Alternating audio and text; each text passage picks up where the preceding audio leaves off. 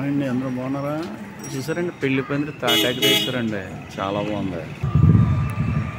ఎంత బాగా వేసుకోండి పందిరి, తాటాకి పందిరి అంట.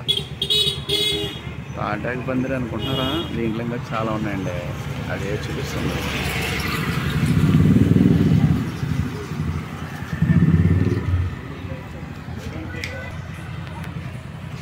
చూసారా, తాటాకిలోనే గుడ్డ కట్టారు, మళ్ళీ అటు ఇటును గుడ్డ కట్టి చూడండి. ఎదరు కూడా ఎంత బాగా చేశారు. తాటాకి పందిరి అనుకుంటున్నాను. కోకిల కానాలు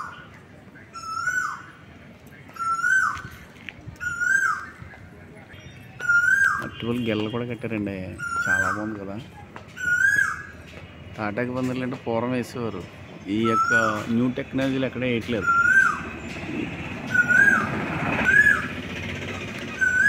చూసారా, కోయిలు కూడా కొత్తుంది చెట్టు మీద.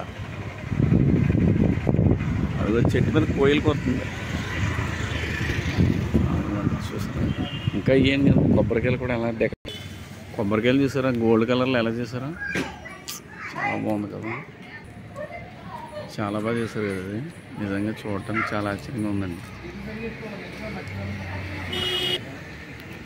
కొబ్బరికాయలు గోల్డ్ కలర్ వేసి ఎదర ఎంత బాగా చేసేసాం డెకరేషన్. కొబ్బరికాయలు అంటే మనం గ్రీన్ కలర్లో అనుకుంటాం, వీళ్ళు ఏం చేశారు, గోల్డ్ కలర్లో చేశారు. బాగుంది కదా, చూడటానికి బాగుంది కదండి.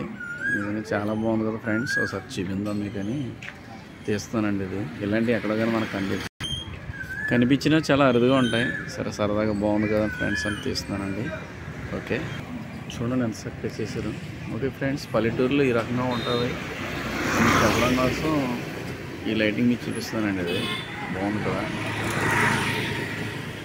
పెళ్లి పందిరి ఇంటికి ఎలా ఉండాలి, తాటాకుల పందిరి.